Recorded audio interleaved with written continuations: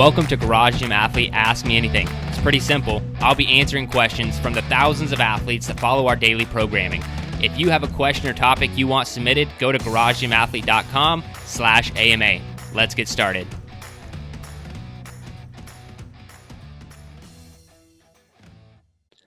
All right, ladies and gentlemen, welcome to the Garage Gym Athlete Podcast. Jerred Moon here with Joe Courtney, who is very close to the camera there. What's up? I was reaching down for my water. I just wanted to really get in there. I thought you were just giving us a, what's up? This is me. Giving us the eye. I'm just going to go full Mr. Wilson and just hide the bottom of my face.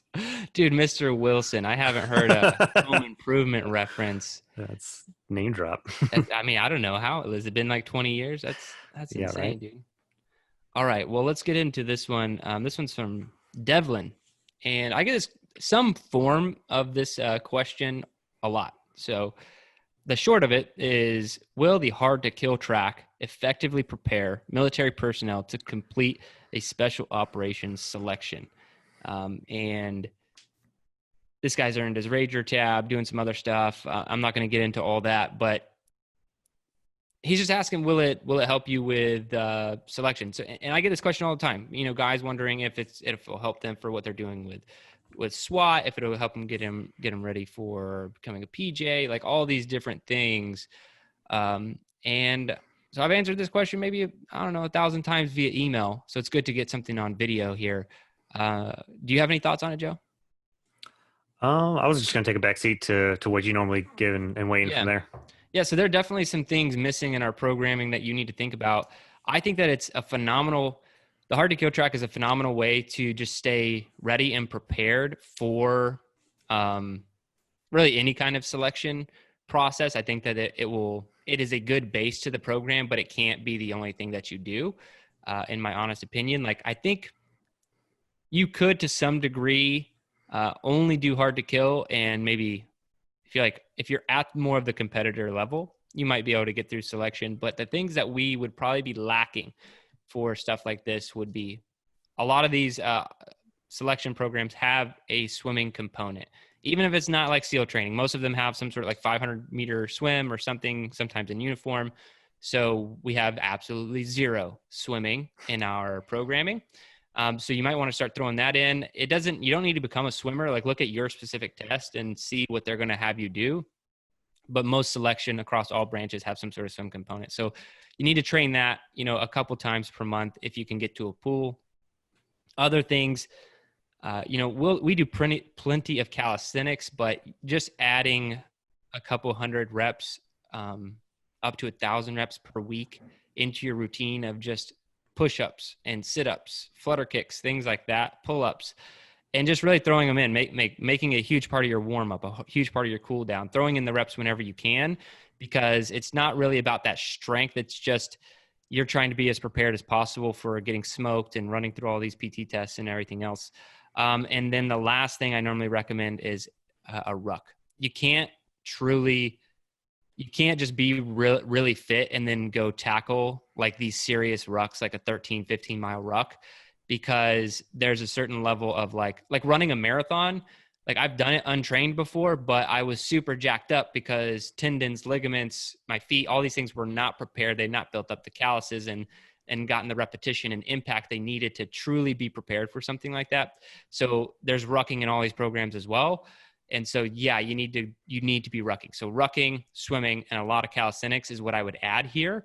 And you can add that on the weekends. Like, we only program those couple days per week. You can add a lot of this stuff in on the weekends and get a little bit more serious about your training. I think just for the selection tests, which are pretty short, whatever, like all the selection tests are just like you do it in a day and an hour or two.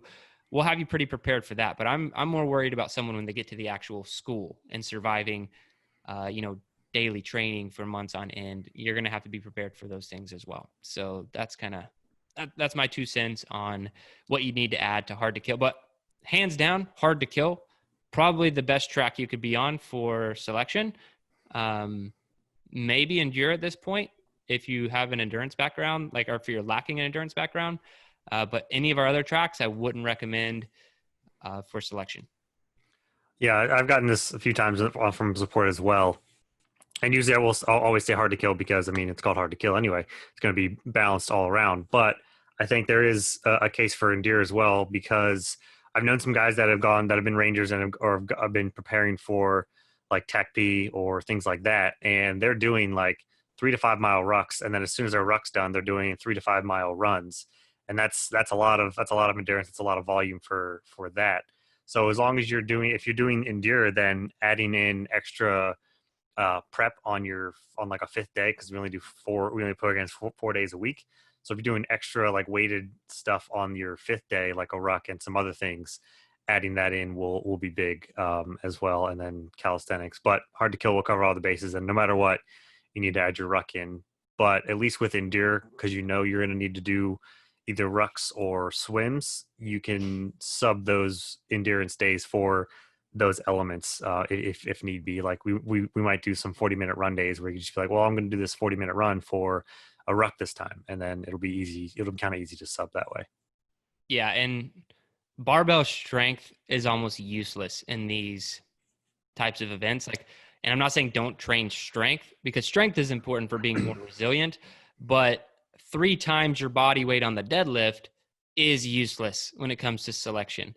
So being able to really handle your body weight on the barbell. So I'm 185 pounds. If I can do a lot of different things with 185 pounds, whether that's high rep squats or deadlifts or whatever, that's really important. But I'm just talking about for setting your goals. Yeah, and you got to move away from wanting to be really strong. A lot of dudes do, just in the military in general, that process is, or that mindset's still going to be there.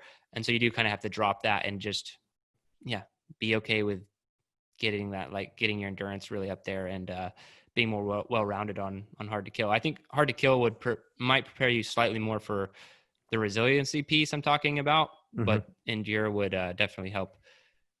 I mean, it's operators, basically endurance athletes, in all honesty, who can do a lot of body weight stuff. Like, that is, if you had to like put them in a nutshell, like a ranger and SEALs, like they segue really well into like triathletes, not powerlifters or anything like that. It's just a natural transition because these guys have huge engines and can do push-ups and stuff for days. So that's what you need to be able to do. Yep. There was one guy that I knew while on active duty when he was preparing for like 3 months.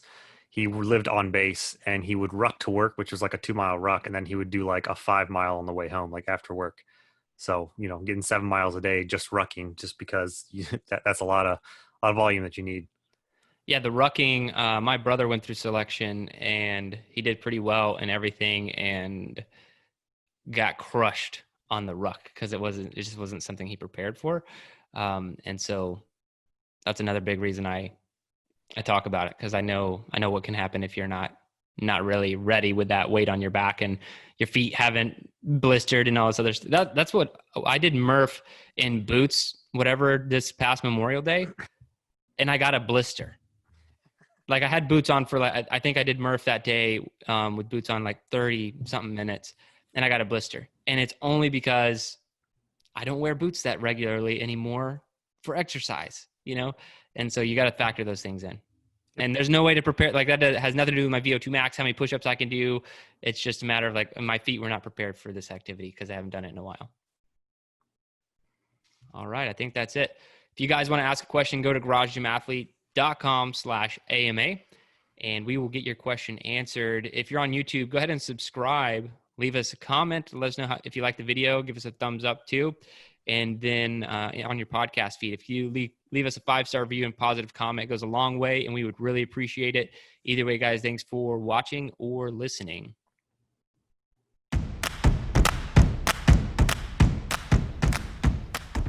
I hope you enjoyed today's Ask Me Anything episode. So one more time, if you want to submit a question, topic, or idea, you can do so at garagegymathlete.com/AMA. And hey, while you're there, if you haven't already, sign up for Garage Gym Athlete membership. We are the best community and programming on the internet. I dare you to try and prove me wrong.